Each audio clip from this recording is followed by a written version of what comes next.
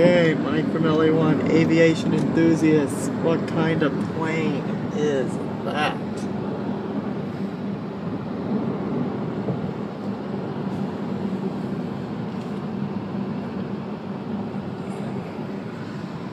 Mike from LA1, aviation enthusiasts. What kind of plane is that? What kind of plane is that? Okay, Mike from LA1, aviation enthusiasts. You're probably going to be marking out at this point because look what's underneath us. And I still do not know what kind of plane is that.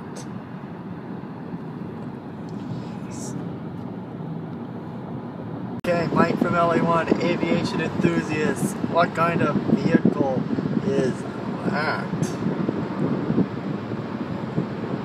What kind of vehicle is that? Once again, Mike from LA1, aviation enthusiasts. What kind of blimp is that? What kind of blimp is that?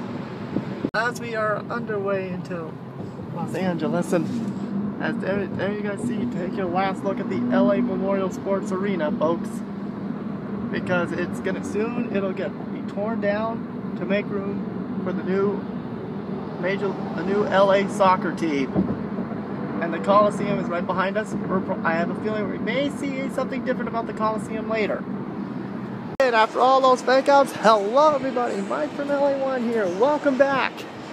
And I want to say a special hello to all the competitors at the Special Olympic World Games in 2015, because we're now we're in Microsoft Square, because this is not Microsoft Square anymore, because Microsoft got bought out by Nokia. And now the Nokia Theater is now the Microsoft Theater. So today, we're here at the Staples Center for a live event, WWE live event. And yeah, we were right by the opening ceremony, here earlier. So we're here, and I'm wearing my Kevin Owens t-shirt to support my boy, Kevin Owens. And we'll be singing John Cena sucks when the fruity.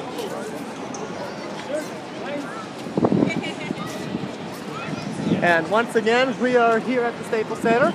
And while I'm here, I might as well renew my Kingston, but nah, never mind. So here we are, we're at Staples Center. So here at Staples Center, rooting for my boy. Rooting for my boy, Kevin Owens. Wow, they're letting the doors in already. So, yeah, so we're probably gonna get a shirt and a hat, most likely. And apparently Dolph Ziggler's here, so hang on, let me see if the Suplex City shirt is here. So if it's not here, then oh yeah, it's here. All right, folks. See you guys when I'm inside.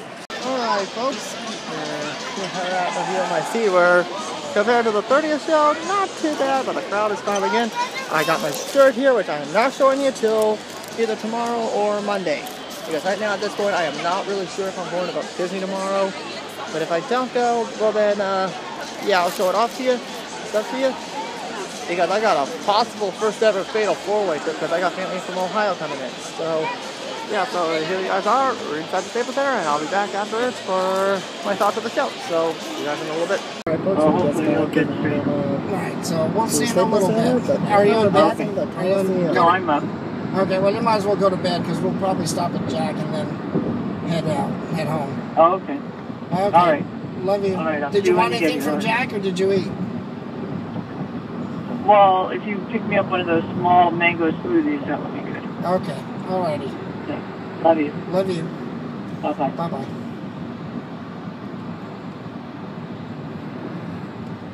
Alright, now we're passing the Colosseum. Ooh. Let's see. This is the Special Olympics. I think the torch is lit. Yep, the torch is lit. It sure is. Okay. Okay, go ahead and take the... I got it. I'm getting it right now.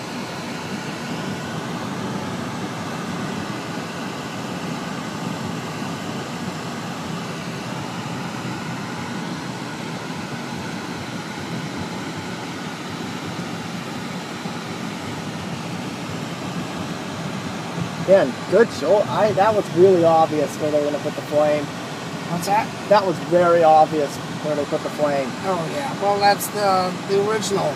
Because that's from 32. Right, exactly. Yeah, I thought they were going to come up with a new one. No. It's too historical a place. So if LA gets another Olympics, they're probably going to do it over there. Well, I'm sure the Colosseum would share it. Yeah. So okay, yeah, so guys. you had a good. So yeah, folks, the Colosseum's torch is lit once again for the first time since 1984. Oh, wait a minute. It was lit for the 20th anniversary since 2004. My bad. All right, folks. I'll be back in a little bit to discuss the results. So, see you soon. What's up, guys? Mike from LA1 here. Welcome back. And it's now time to do my photo video, which will be done in a much better quality with my video editor very soon. And yeah, just before I get started, I want to do an in-video quick update that this upcoming week, the gaming videos will be pretty much be non-existent. Well, not prior to Wednesday.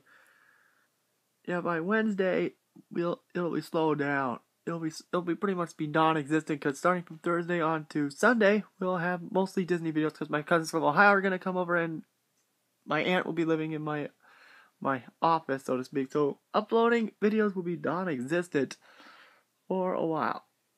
So without any further delay. And all the photos are going to be on my Twitter, by the way. So, and also Thursday, there's a chance of rain and thunderstorms. But like I said, AccuWeather and ABC are saying Weather Channel saying it's a 20 to 25% chance. So it looks like at this point, it looks like we're probably not going to get much, unless it's a straight shower at least. So here we go. First photo. Well, I sent this to the shocked Kevin Owens guy. He sent it a retweet, so yeah, this is on my Twitter as well, here in my office, so yeah. This is the view I got of the event, which was really, and notice the upper level. Normally the last two pay-per-views, SummerSlam in Los Angeles and the Raw, where I see mostly, notice they're all empty. So I'm guessing people who saw Battleground saw Kevin Owens getting tapped out, was pissed off, and here comes another selfie. And you could barely see the Kevin Owens shirt on that one. And here's a much better view. This is when Lillian Garcia was coming out. And once again, notice the upper level is mostly empty. Although the side behind me wasn't it either. There's this was pretty much their SummerSlam Heatwave tour, so to speak. So, yeah, great logo for that to kick it off. But first, we got a message from the game, where Stephanie was at the Colosseum last night for the World Games opening ceremony, and boy, the traffic was pretty bad, to say the least. First match was the New Day of Kofi, Kingston, and Xavier Woods. As you can see, well, it's funny to mention that Xavier Woods grew up in Inglewood, which is not that far from here. Which is ironically not that far from here, apologizing for the blurriness. He talked smack to the crowd, to us, and they got booed out of the building. Oh, hold on, let me move this around so we can get a better view. There we go. There we go. There we go. New Day talked saying that the Clippers suck, even though their logos and uniforms suck, and then they talked smack about my Lakers. But then the next thing you know, out come the primetime players. Darren Young and Titus O'Neil. This was actually a pretty entertaining match, and this was for the tag team titles, by the way, as you can see. We only got 2 title matches. We'll talk about the second one later. Yeah, we got a lot more title matches this time around than last time. This match itself was pretty entertaining for what it was. The New Day pretty much dominated this match, and which led to it later. And Titus O'Neil and Primetime Players won when Titus O'Neil hit the Clash of the Titus. Great name, by the way. And then me and the person sitting next to me did the millions of dollars. Yeah. Which was an okay match. Then we got the Titantron. Yeah, that's the stage, by the way, people. That's the best view I got. Next we got the awful piss break, The Miz. The Miz was dominant. But then for the first time since 2013, the Staples Center gets the Fondant going. And not to be honest, not that many people did. I myself and a few people were doing it as well. To be honest. But then there's Fandango. The match itself was alright, but The Miz won with the skull-crushing finale. And then he taught smack to Joe, what's his name? And apparently there was a lot of celebrities were there. Gabriel Iglesias was there. The guy from Magic Mike XXL was there. I keep forgetting his name.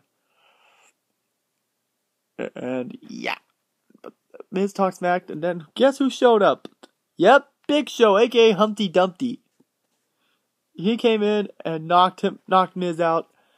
And oh my god, and I started the thank you Big Show chant, because let's be honest, no one wants to hear Miz talk. Except it's on Tough Talk where he's hysterical. Yep, and there's Big Show after he knocked out the Miz, and do I even have to explain? Yeah, then they had a Sheamus video package, and during this package, Sheamus got booed out of the building. I was trying to get a "you look stupid" chant started, but it didn't happen till later. OMG spoilers.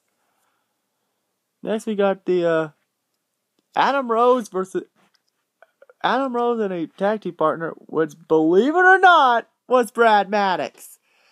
And I don't know what happened to Brad since he got fired last year, but I think he got a haircut, I think. The fact he hasn't debuted on television, and by the way, they took on the former Mega Powers, Damien, Sandow, and Curtis Axel. And they came out with Damien Sandow's new music, which is probably one of my personal theme songs today, besides Dolph's and Daniel Bryan's. And Curtis Axel came out in skirt, in short jeans. I was like, oh great, he's imitating he's imitating John Cena. But to be fair, this is, to their credit, they actually did what any good I think WWE listened to me in my Hulk Hogan video, make them like a normal tag team, and that's exactly what they did. And once the match itself was pretty good for what it is, and there's Curtis Axel and the jeans I talked about earlier, and yeah, Team Axel, as they called him on Twitter, won the match. And then we got Curtis Axel's name in lights. Oh, it's great. All I gotta say is Curtis Axel probably has one of the most underrated themes of all time. Next we got the intermission. Oh wait, no, not the intermission. Then we got Luke Harper. And going into this, I went and I checked. Cesaro was in this match, but I was surprised that Luke Harper didn't take on Cesaro, because that would make sense, right? Well, surprisingly, it was Jimmy Uso. The match itself was okay, but it was pretty much a squash match. Luke Harper wins with the clothesline. And then came the last match before the intermission. Sheamus versus Randy Orton. And this is where the "you look stupid" chants really gotten bad. And I know that some of this was pretty blurry, but I do apologize. And hold on, let me fix the blurriness again. I tried to get him with only the Money in the Bank briefcase. That didn't work. But this time it worked. And out comes Randy Orton to a huge pop, probably one of the biggest ones. And this is probably some of the best photos of the night, with Randy doing the pose in the corner. That one was good. This one was good. And you can see Sheamus looking bored in the background. The match itself, cheap plug. The match itself was pretty good. And I got a really good spot of him doing the Orton DDT. The vintage Orton, as I posted on Twitter, at Mike from LA, follow me. But I was hoping to get a good shot of him hitting the RKO, but alas, I did not. Sheamus hit the white noise, he kicked out, when I took this photo. And this was the RKO, unfortunately. So as a result, Randy won, and this was during the Randy Orton victory celebration. Then there was the intermission, which was actually pretty good, because I was looking for a hat for me to buy, which, yes, we will get to that in a little bit. But next we got some Divas action. We got Team Bad, Beautiful and Dangerous as the team of Naomi and Sasha Banks. I was actually surprised we actually got one of the former NXT Divas, let alone the NXT Women's Champion in our presence. I was actually very surprised about that.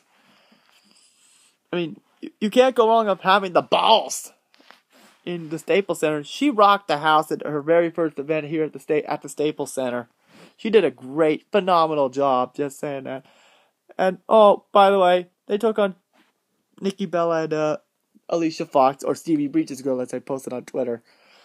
This match was a pretty okay Divas match. I mean, it's hard to find anybody working with Nikki Bella besides Paige. But the match itself was okay for what it was. Team Bella won when Nikki Bella hit the rack attack. There we go. Trying to think about the words. And once again, another cheap plug.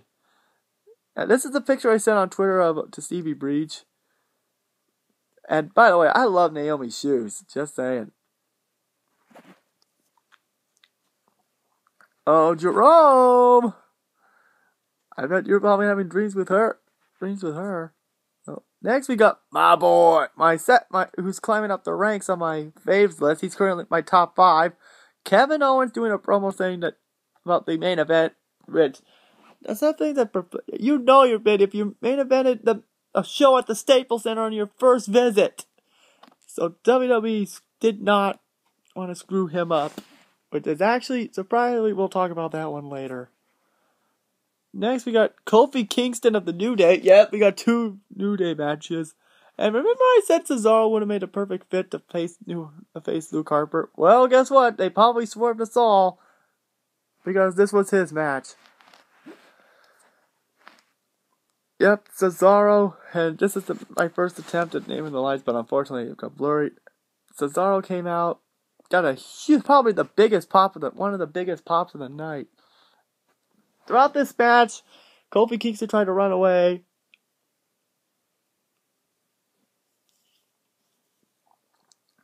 Throughout the match, Biggie and Xavier Woods tried to get on the ring apron a lot of times, slowing the match down. It picked up right after when both of them got ejected. I tried to do the na. Yeah, trying to do that, but unfortunately that didn't work. So yeah, Biggie and Xavier got ejected, which led to probably... this was some really nice grappling here by Mr. Cesaro. Then we had that moment, which I thought was... by the way, we did not get the neutralizer, but what we got was a very extended run of the Cesaro swing. Yeah, we saw him hit the European uppercut, which was a sick one. Kofi got on the top rope, and then he nailed him with it. I'm surprised he didn't lose a tooth on that one.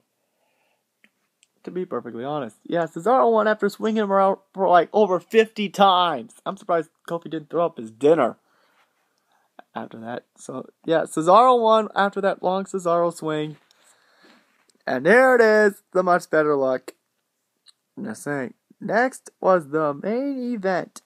And you're welcome. And yep, the following was the street fight for the United States Championship. Kevin Owens came out first, and the roar was deafening for Kevin Owens. Everyone was wanting to hear him. There was a few people chanting, "Fight, Owens, fight!" And Kevin Owens is the man. It was mostly boos for Kevin Owens. Because let's be honest, he's facing the Fruit Loop Dingus and John Cena. We may be talking about him in just a second. Kevin Owens is the man. This is how you make a good heel. I don't know if I talked about this, and I loved it that in the Beast of the East special for the NXT Championship, that they were giving Finn Balor and Kevin Owens the flowers, and then the next thing you know, Kevin Owens throws his flowers down the entrance ramp as showing absolute disrespect. Awesome. And yep, we know we gotta talk about this guy, John Cena, and he got booed out of the building, besides the kids and the mothers in the audience. And when Cena came out, most of everyone were going, "John Cena sucks," singing along. And John Cena, this match was absolutely phenomenal. And they did a special entrance with the lights turning off and like this. The match itself was actually really good. But unfortunately, the wrong guy won. John Cena won with the AA through a table. Well, I gotta give major props for